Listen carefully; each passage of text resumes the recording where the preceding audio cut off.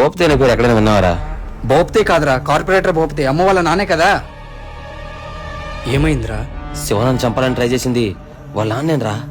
శివన్న బ్రతికే ఉన్నాడు కదా, అయితే వాళ్ళ నాన్న పరిస్థితి? అది అర్థం కావట్లేదు. సరే ముందు నీ ప్రాబ్లం సాల్వ్ చేద్దాం పద. పద. అసలు ఇక్కడ ఏం జరుగుతుందో నాకేం అర్థం కావట్లేదు. మీకు అర్థమయ్యేలా నేను చెప్తానండి. నా పేరు విష్ణు. శివన్న నేను సొంత అన్నదమ్ములు. మరి శివన్ ఎక్కడున్నాడు? మీరు చెప్పేంత వరకు నాకు కూడా తెలియదు శివన్ ఇంకా బతికే ఉన్నాడని. శివన్న ఖచ్చితంగా బతికే ఉంటాడు, ఎందుకంటే నా చేతులతో నేనే కాపాడాను కదా. మీరు కాపాడింది ఒక ప్రమాదాన్ని. నువ్వు శివన్నలో అదే చూసావా? ఆయన గొప్పతనం నీకు తెలియదేమో. మనుషులు భయపెట్టి బతకడం గొప్పతనమా? తను చెడ్డోడే అయి ఉండొచ్చు, మాకు మాత్రం మంచే చేశాడు. సరే దాని గురించి వదిలేయండి. ఈ చెల్లి గురించి మాట్లాడడానికి వచ్చాం. శివన్న అంటే మా మనిషి, ఆయన తమ్ముడు అంటున్నారు. మీరు ఎలా చెప్తే అలా చేద్దాం.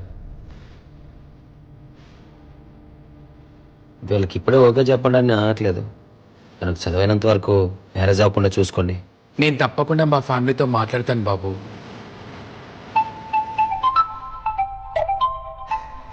ఒక్క నిమిషం అండి.